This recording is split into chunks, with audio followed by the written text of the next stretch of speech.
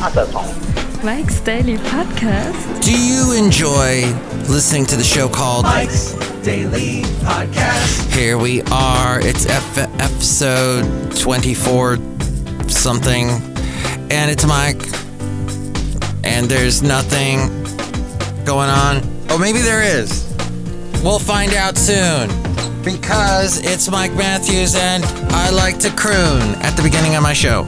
Oh, 2406, 2004-06, the last show, Mike's Daily Podcast, was called Hence, and we discussed getting advice. When we get advice from people, Mike's the main thing Daily is look where Podcast. the advice is coming from. Yeah! If you look at that person and go, well, I really admire that person. I wish I was that person. I wish I was. If you don't, just take the advice and kind of go, all right. But if it's someone you admire, it's someone you definitely trust, and you think they're on the right path, that they're you know what together, definitely I would say that would be a good person to follow. But this is something I discovered early in life, because when I was starting out in radio, I had no idea what I was doing. I didn't go to radio school. I just interned, so I'd ask a lot of questions. And the disc jockey, some would give me great advice, some would give me horrible advice. Some told me, just get out of here. Run. Don't do this business.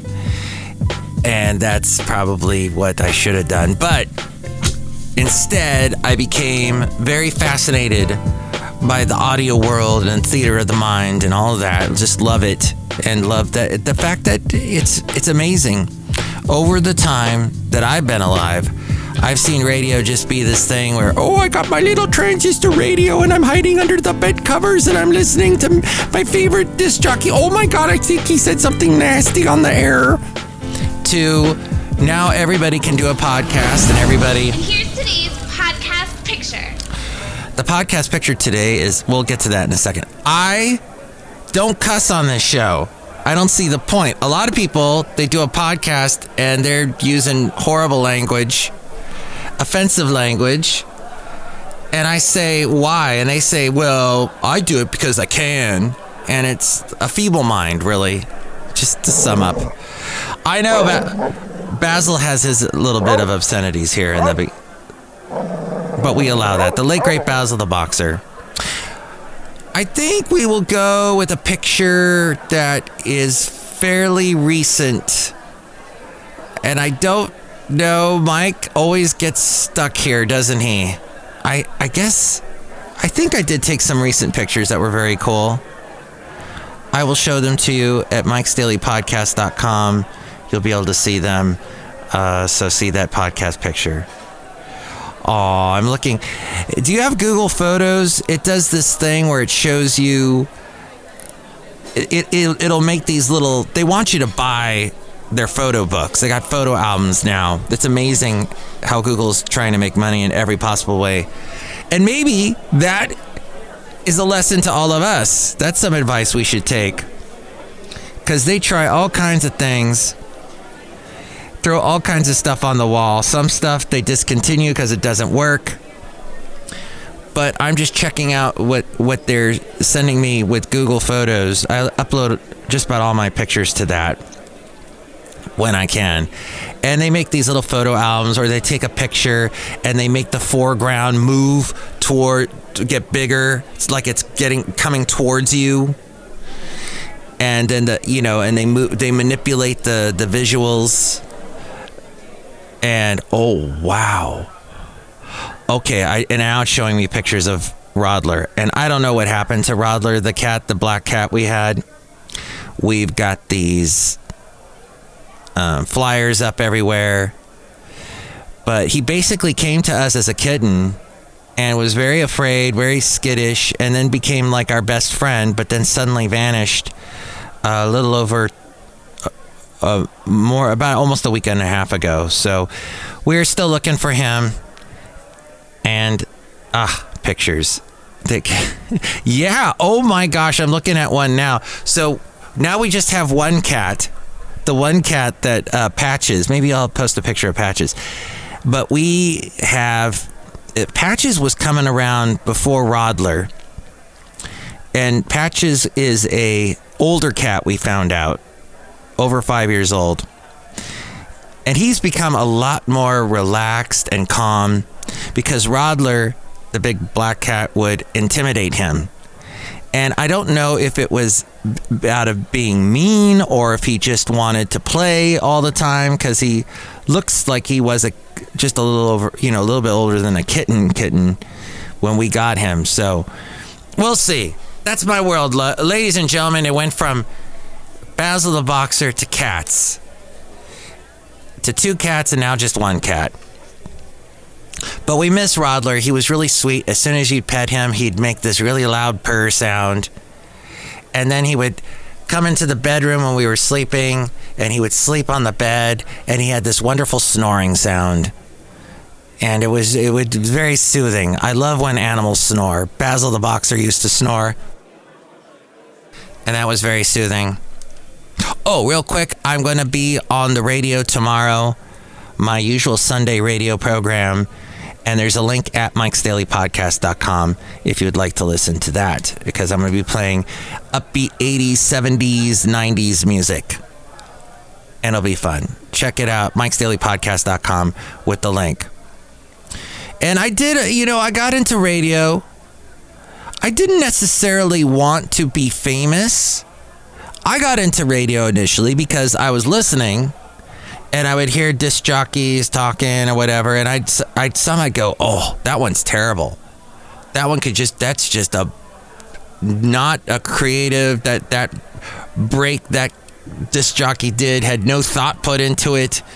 Why is this guy on the air? I would say to myself, I can do better than that, and I can do more for this medium of radio, I think. And I was always fascinated. My mom gave me, I think I was about 10, a little boombox that had a cassette player in it. And then I realized, I can actually record with the cassette, and there's a tiny microphone in this thing, and I could do stuff with my voice to make it sound like there's multiple people. And that's what fascinated me. And then I found out later, you can actually get paid for it. Not much, but you can get paid for it. And then I realized that this medium can help people. It helped me. I've heard a lot of interesting people over the years over the radio. As we go outside a cafe anyway, we're bringing Mike's Daily Podcast somewhere in Podcastro Valley. We're in Podcastro Valley, the last place on earth. And then the whole Theater of the Mind thing. And then I hosted a radio show for 11 years in Ventura County. That was a request show. We played contemporary country. And then I would, play people's requests. And once I remember getting recorded because, somebody proposed. That's right. Somebody recorded them being on the air because they proposed, and then they played it back at their wedding, and my voice was in there somewhere, but I was sitting there at the wedding hearing my voice. I'm like, hey, who is this? Hey, this is Bob. Bob, what you doing today? I wanted to propose to my girlfriend, Stephanie. Okay. Is she there now? Yeah, she's right here. Stephanie, will you marry me? Yes, I'll marry you. Oh. And then they played that back at the wedding. It was wonderful. I wonder if they're still married. Anyway, that's the world of podcasting and radio all summed up. This fantastic medium we call audio. But I didn't really want to be famous. Now, I have worked with people that's all they want to be. All they want to be is famous. And they try, and they still are not. And they try. And who gets famous are the people that don't really want it. The people that, they want it, and then all of a sudden they have it, and then they don't want it. Be careful what you wish for. But in 2012, a study found that a desire for fame solely for the sake of being famous was the most popular future goal among a group of 10 to 12-year-olds, overshadowing hopes for financial success, achievement, and a sense of community. And this was 10 years ago. Now, since then, the rise of YouTube, TikTok, Remember Vine? That came and went. Instagram. But, you've got all these YouTube celebrities that really aren't celebrities. I mean, you could be so famous on YouTube and still nobody knows who you are. Oh, no, it's that YouTube influencer person, Chuck Berry Scott guy. What are they famous for? Playing video games. Well, no. Sorry, don't know. But in a study, the desire for fame solely for the sake of being famous, that was the desire, which raises the question, why do people want to be famous? John Maltby, he found 6 major reasons why people seek fame. Intensity. What do they mean by that? Well, very little matters to me apart from being famous. Okay. Don't know how that is a reason, but vulnerability. I want to be famous because it would help me overcome issues I have about myself. It would fix everything. That kind of thing. Celebrity lifestyle. I want to be rich. I want to be a Kardashian. I want to be a millionaire so freaking bad. Drive. I work hard every day to be famous. Perceived suitability. I have what it takes to be famous. And altruistic. I don't want to be famous. I want to be famous so I can make a contribution to society. The predominant motivations for fame involved a perceived suitability and intensity for a celebrity lifestyle. Unsurprisingly, those motivations were very strongly related to narcissism. And I'll tell you, the people that I know that want to be famous, they're narcissists, big time. In contrast, people who were more agreeable and securely attached tended to be more motivated by altruistic interests. And conscientious folks tended to be more motivated by drive. Dara Greenwood and colleagues did a study and extended these findings by constructing a new measure of fame that involved fewer, more focused items. They found 3 main reasons. The desire to be seen and valued, like being on the cover of a magazine or being recognized in public. The desire for an elite, high-status lifestyle, like having the ability to travel in first class and stay at exclusive resorts or living in a mansion or penthouse apartment. And the desire to use fame to help others or make them proud, being able to financially support family and friends, and being a role model to others. The desire to be seen and valued was the biggest perceived appeal of fame, followed by the desire for status, followed by a prosocial motivation. The motivations were associated with different fundamental human needs. Is this the pyramid of human, of what people need? Is it Laszlo? Where's my lovely lady Fred, the therapist, who would know this? While narcissism and the need to belong were associated with multiple motivations, the need to relate to others was only associated with the prosocial motivation. The researchers also measured the frequency of fantasizing about fame and the perceived realism of becoming famous. They found that narcissistic folks focused on the recognition and elite status that fame offers and believed future fame to be more realistic. Those with a heightened need to belong were attracted to all aspects of fame, except for a perceived belief in the realism of fame. The central aspect of fame was fantasizing about fame and the imagined social worth fame would provide. Perhaps providing these folks with a soothing escape from personal anxieties about social exclusion. It seems that both the scoring high in narcissism and a high need for belonging share a common need to be seen and valued on a large scale. This according to Scientific American, and actually from blogs.scientificamerican.com. And this was written by Scott Barry Kaufman, PhD. There you go, fame. I want to live forever. There's also links to creativity, by the way. Mary Forgard and Anne Mecklenburg conducted a large review of the role of motivation in creativity. While they found the importance of intrinsic and extrinsic motivation, so extrinsic motivation would be like outcome focused, they also argue for an overlooked motivator of creativity, prosocial motivation. Perhaps creativity researchers can join forces with researchers investigating the appeal of fame to see if there are common motivations that underlie both the desire to create and the desire for fame. Perhaps famous people with a prosocial motivation produce creative work that has a distinct prosocial flavor to it, being prosocial. So I bring that up because I did not know that Mike's Daily Podcast is on IMDb. One episode called Fire. I don't know how somebody from Norway put it on IMDb. I don't know. But that made me feel famous for half a second. Prosocial means relating to or denoting behavior which is positive, helpful, and intended to promote social acceptance and friendship. The intent to benefit others is a social behavior that benefits other people or society as a whole, such as helping, sharing, donating, cooperating, and volunteering. That is prosocial behavior.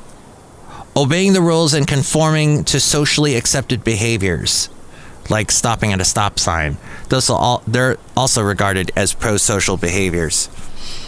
There you go. Fascinating, I think. Outside a cafe anyway, somewhere in Podcastro Valentino. Look who's here. Hi, Matt. It's Benita the Rodeo Queen. How y'all doing? I always did it. To Disgruntled Fiddle Player, tell you what. What? I think that I want to be famous so that I can make people do stuff that I want them to do. Like to put wonderful groceries in my trunk of my car so that I could go home with the groceries. And that they would pay for the gas that I have to pay for all the time because it's so expensive. I hate that. Yeah, gas prices. Come on, Gavin. Just take away the tax. That's all we ask. Take away the tax, Gavin Newsom. Gavin Rosdale and Gavin DeGraw can also do that too, but just take away the gas tax. Gavin DeGraw, what an interesting guy. I used to be a disc jockey on a radio station in Ventura County that played adult contemporary, top 40, a mix of new stuff and a little bit of older stuff, but mostly like artists. Gavin DeGraw, do you know who he is? He plays the piano, sings that song. I'm the only one trying to be baby, something like that. But he dun dun dun. I don't want to be anything other than a disgruntled fiddle player's son. Cafe anyway. I heard from one of my listeners back then. Somebody called and said, "Hey, how's it going, Mike?" Well, I went by a different name then. I was Matt Michaels, but hey, Matt, what's going on? Not much. Hey, I hear you're playing Gavin DeGraw. I said, yeah. And then this woman said, yeah, I made out with him last night. What? Yeah, I went to this concert and afterwards we made out. Okay. That's the kind of thing you would hear as a DJ. So apparently, Gavin DeGraw, a bit of a ladies' man. Oh! Somebody, I don't know if this guy was a ladies' man, but it was such sad news. Taylor Hawkins passed away at the age of 50. Oh, in Bogota. You've heard this already, probably. Oh, my friend Carlos lives in Bogota. That's so sad. He's such an amazing drummer from the Foo Fighters. And he never seemed to age. In fact, my lovely lady friend and I used to discuss how Taylor Hawkins looked like he's going to stay forever young with that blonde hair, the flowing blonde hair, and he always had that beard and sunglasses on, and he was the California kid.